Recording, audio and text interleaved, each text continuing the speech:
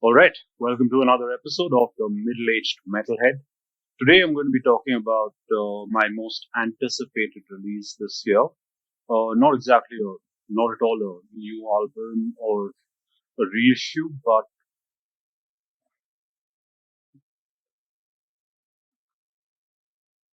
the massive box set from Celtic Frost, Danse Macabre.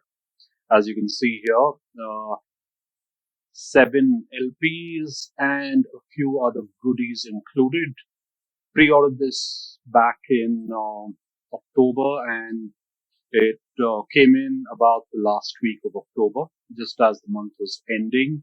And yeah, huge shout out to my wife for this. I mean, otherwise I would probably have dilly-dallied till it was all sold out. But yeah, thank you, baby. And so let's take a look at what is inside. So it comes with a little hype sticker that's attached to the front. I stuck it on the inside of the box. Inside of the box also has a cool little art there with the Celtic Frost logo. And of course, only death is real. Then, right at the start, you've got the Visual Aggression 7-inch in a sort of gray with specks of black here and there, which I'm not sure if you can see, but yeah, it is there. And that's the 7-inch.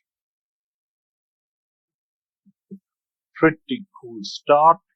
It also comes with a very nice woven patch, which we've got here for the box set, Danse Macabre.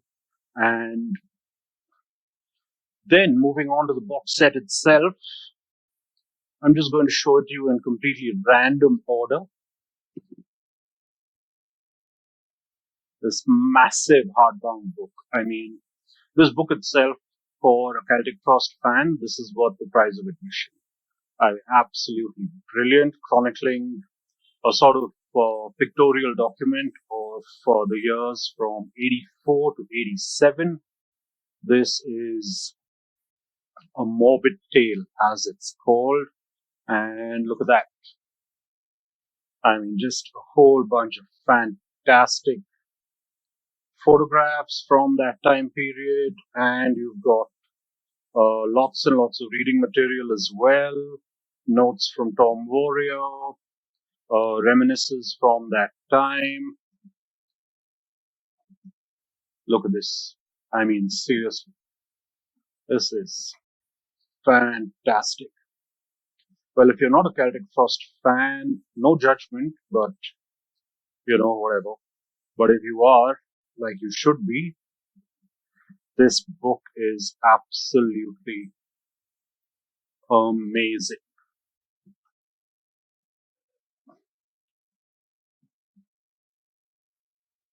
And of course, this is, I think, from the Into the Pandemonium sessions or the I Won't Dance 12-inch, which we'll also get to.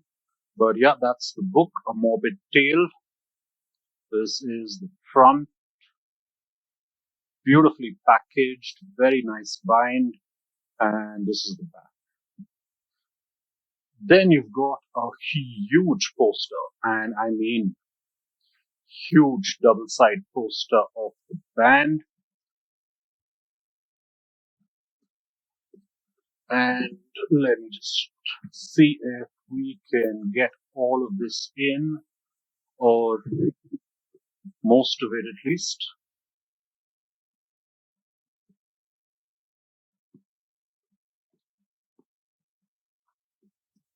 And on the back, one from the photo shot of the Emperor's Return period, and the other one from a few years later, probably from around the time of Into the Pandemonium again. But yeah, massive, massive poster, which will probably just stay in the box set for me.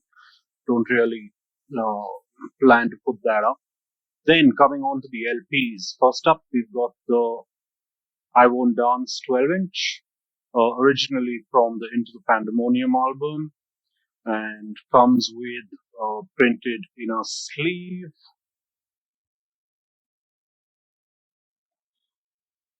And all of the LPs are colored. So this one is a sort of black and white marble, I guess you'd call it. That is pretty fucking cool.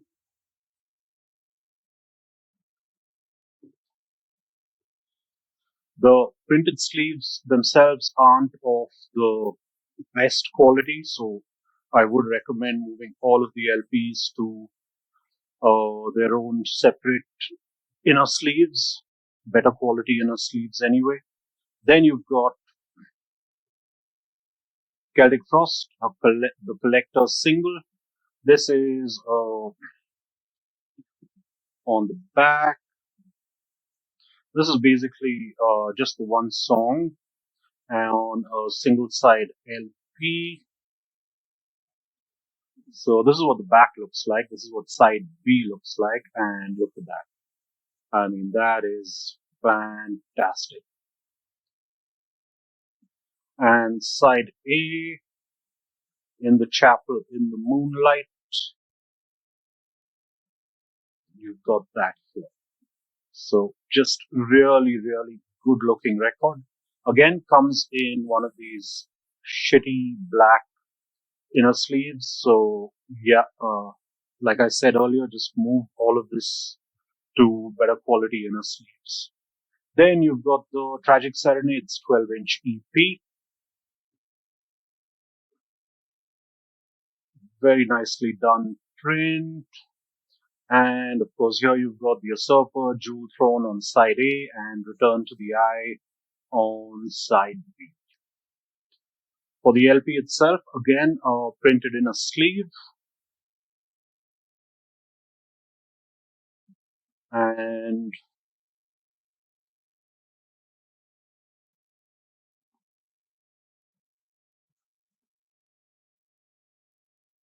look at that. Perfectly in sync with the album cover or the colors used on the cover. So you've got this black and sort of like what is this? A light pink, maybe? Marbled effect. Very, very cool. But again, these inner sleeves, for whatever reason, they build up a fair amount of static. So it actually becomes a little difficult to get the LPs out of the sleeves. So I'm going to keep saying this, but yeah, once you've got this, just put it in better sleeves. I mean, honestly, BMG should have done that, right? Then it's such a fantastic box in every respect. It's just the little things that kind of annoy me sometimes. Then, of course, you've got Morbid Tales. Absolute classic. The EP. And you've got the back there.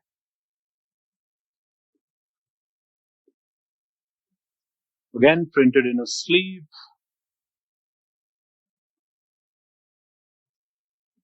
And this one is a sort of smoky red and black. I guess you could call it a smoke effect. I'm not sure what you'd call it, but it looks pretty cool. Next up, I think the one thing that I was really, really looking forward to from this entire box set, and I've only ever had this on CD as a part of Morbid Tales, but this is Emperor's Return. I mean, look at that. Absolutely fantastic. Of course, the box is quite large. The LPs don't fit in exactly, so this one's actually come with a really nasty seam split there, which I will have to try and fix. But yeah, considering I'm not going to ever sell this or resell it, I'm alright with the seam split. Just look at that. For the LP itself, again, similar layout for the inner sleeve. And the LP this time comes in green and black, smoky marbled effect, I guess. I forget what it was called, but yeah, this is what it looks like. Really, really good stuff.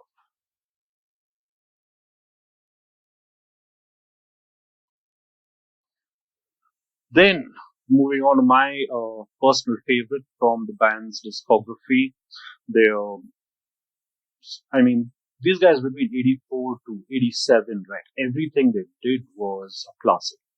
There's no two ways about it, right?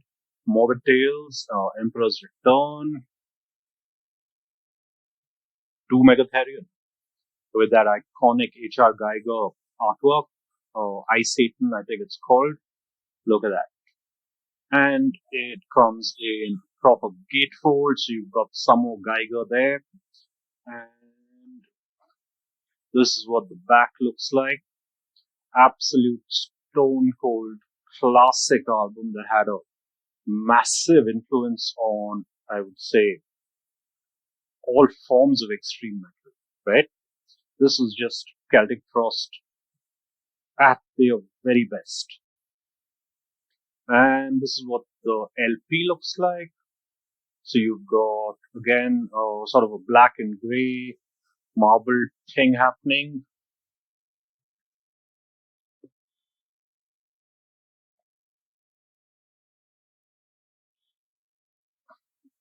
And finally, the last of the LPs in the box set.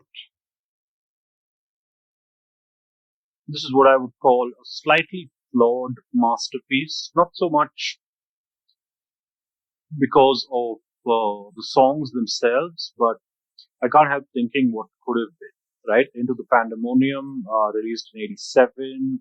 I think the band was at loggerheads with Noise Records at that time because the label wanted them to sound like, uh, Metallica, Megadeth, Anthrax, whatever was selling. They wanted them to be a straight up thrash metal band. And Celtic Frost were never really straight up anything, right? And just imagine you've got all of this pressure from your label to sound like every other mainstream or every other popular metal band at that time, and you open your album with Mexican radio. I mean, that would require some serious testicular fortitude, right? That was just a giant middle finger noise, and just in terms of experimentation, in terms of uh, balls to the wall, fearless, absolutely fearless music. This was Celtic Frost at their bravest, maybe. I don't know if it actually took bravery to do this, but yeah, it was generally, the attitude was fearless, that's for sure. And here's what the record looks like. I'm not even going to try to say what color that is, some kind of brown with black smoky effect. And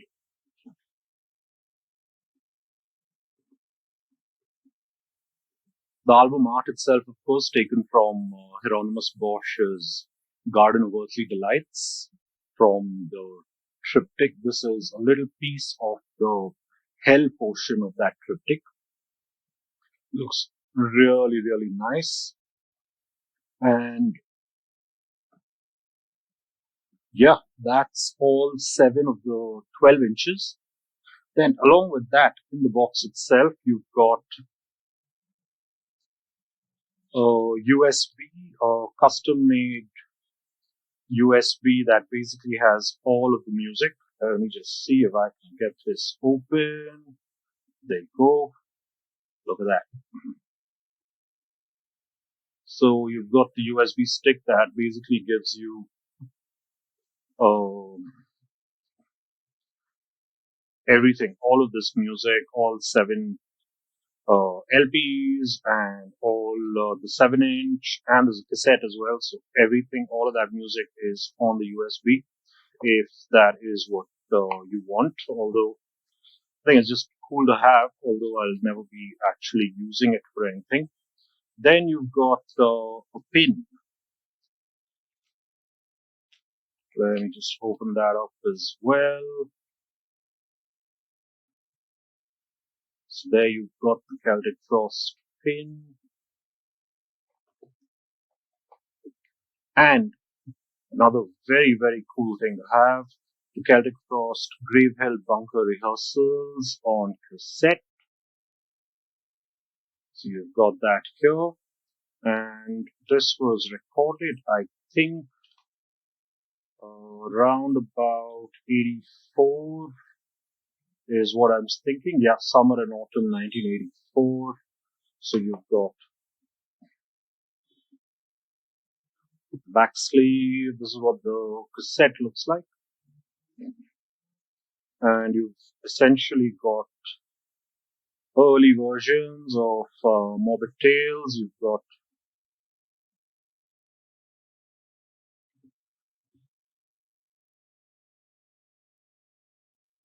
so that's the cassette.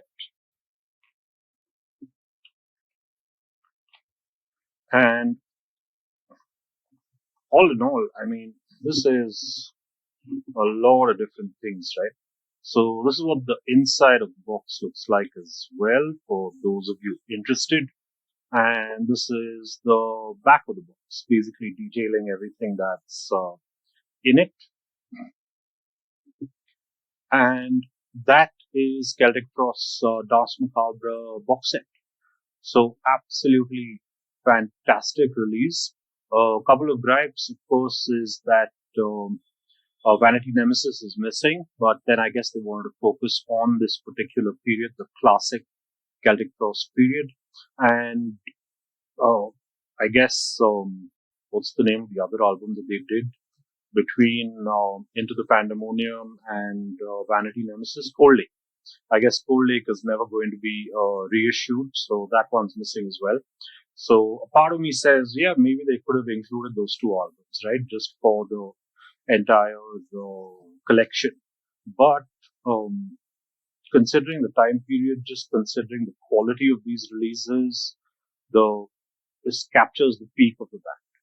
Well, yeah, it does because they had one of the most amazing comebacks in the history of metal with Monotheist.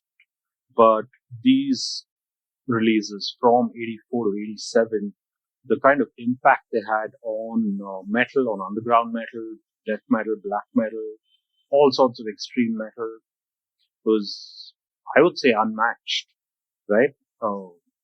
Whether it's a modern day avant-garde metal band or whether it's a straight up black thrash band, listen to them carefully and you will always find a little nod to Celtic Frost, even if it is just Tom Warrior's run, right? But yeah, absolutely unmatched band and a really, really good box set overall. So that's it from me for now. Hopefully, I'll be making a few more of these soon and more regularly. If you like what you see, please subscribe to the channel and click on the like button. Also, click on that bell so you can get notifications of when I upload my next video. And stay safe, stay metal.